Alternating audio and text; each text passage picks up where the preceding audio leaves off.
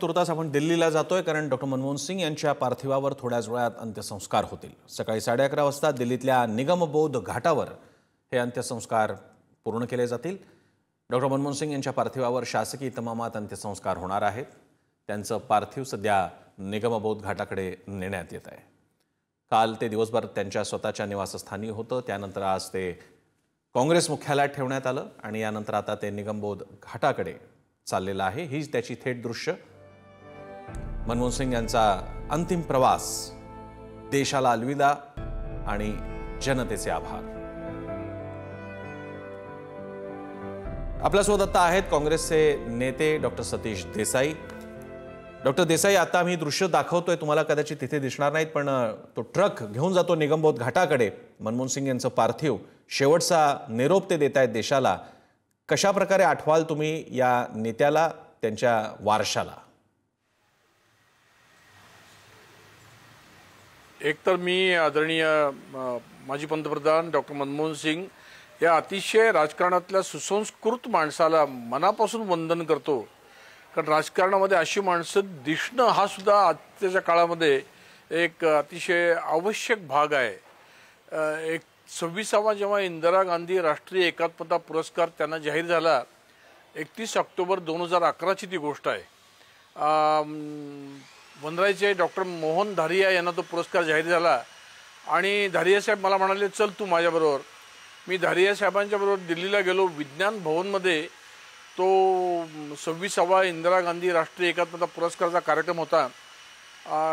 भारताचे पंतप्रधान डॉक्टर मनमोहन सिंग, सोनिया गांधी आणि मोतीलाल व्होरा हे तिघे व्यासपीठावरती होते आणि जेव्हा डॉक्टर मोहन धारिया यांना तो पुरस्कार आदरणीय पंतप्रधान मनमोहन सिंग यांच्या हस्ते दिला गेला, त्यानंतर धारियांचं भाषण झालं, आदरणीय पंतप्रधानांचं भाषण झालं, सोनियाजींचं भाषण झालं आणि कार्यक्रम संपला।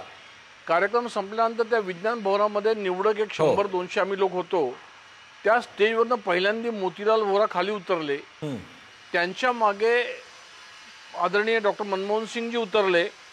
पायऱ्या उतरल्यानंतर शेवटच्या पायरीला ते थांबले, मागे वळून त्यांनी पाहिलं धारिया साहेब येत आहेत, ते तिथेच थांबले।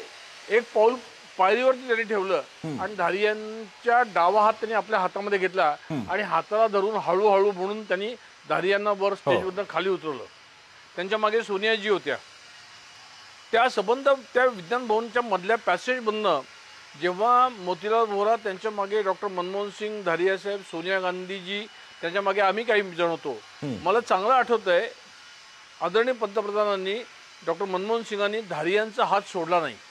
त्यांचा हात धरून हळूहळू धारिया वयाने जास्त आहेत, त्यामुळे हळूहळू त्यांचा हात धरत विज्ञान भवनाच्या दारापर्यंत ते आले आणि जेव्हा विज्ञान भवनाच्या दाराच्या बाहेर जेव्हा पंतप्रधानांचा संबंध स्टाफ होता, त्यांनी त्यांना 1 मिनिट थांबायला सांगितलं।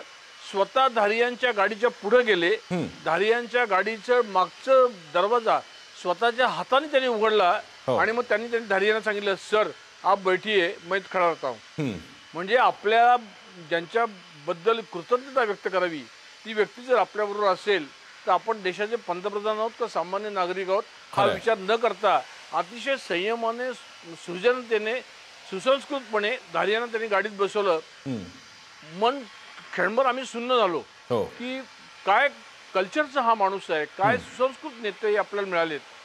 तीच गोष्ट जेव्हा पुणे महानगरपालिकेमध्ये दत्ता गायकवाड महापौर असताना राष्ट्रीय एकात्मता पुरस्कार द्यायचा त्यावर्षी जाहीर झालं आणि पुणे नेत्र सेवा प्रतिष्ठानला तो पुरस्कार आणि गप्पर प्रधान या व्यक्तीला, एक व्यक्ती आणि एक संस्था, असे 2 पुरस्कार त्या दिवशी दिले गेले। ते पुरस्कारही डॉक्टर मनमोहन सिंग यांच्या हस्ते दिले गेले। मला चांगलं आठवत आहे, डॉक्टर मधुसूदन झंवर आणि मी आम्ही तो नेत्र सेवा प्रतिष्ठानच्या वतीने पुरस्कार स्वीकारला आणि प्रधान सरांनी राष्ट्रीय एकात्मता पुरस्कार स्वीकारला। त्या काळामध्ये सुद्धा महापौरांच्या केबिनमध्ये त्या व्यासपीठावरती इतक्या म्हणजे कमीत कमी शब्द, पण दुसऱ्याला आपण मान देणं, सन्मान देणं, त्याच्याप्रती कृतज्ञता व्यक्त करणं, हे आयुष्यामध्ये कधी अनुभवाला याच्या आधी न आलेला गुण मी डॉक्टर मनमोहन सिंग यांच्याकडे पाहिला। कलमाडींची पार्लमेंटची इलेक्शन असेल तर पार्लमेंटच्या इलेक्शनला ते आलेले मला चांगलं आठवत आहेत। त्यानिमित्तानं सगळ्या पुण्यातल्या विविध विषयावरच्या तज्ज्ञांना बोलवलं होतं, त्याही ठिकाणी ते एका ठिकाणी शांत बसून राहिले। म्हणजे इतक्या उच्च पराकोटीचे नम्र माणूस असू शकतो याच्यावरती लोक विश्वास ठेवणार नाहीत. कधी मागे एकदा कोणीतरी म्हणालं होतं की महात्मा गांधी नावाचा माणूस या देशात जन्मला होता, पृथ्वी तलावर जन्मला होता, याच्यावरती लोकांचा विश्वास बसणार नाही. मी आज तुम्हाला सांगतो, मनमोहन सिंगांसारखा सुसंस्कृत माणूस राजकारणात होता याच्यावरती पण पुढची जनता विश्वास ठेवणार नाही. इतकं भयानक राजकारण आहे. मी पुणेकरांच्या वतीनं, पुण्यभूषणच्या वतीनं आदरणीय मनमोहन सिंगजींना मनापासून कृतज्ञता व्यक्त करतो. धन्यवाद देसाई सर, आपण या सविस्तर आठवणी सांगितल्या आणि त्यांची आठवण जागवली पुढारीच्या प्रेक्षकांसाठी.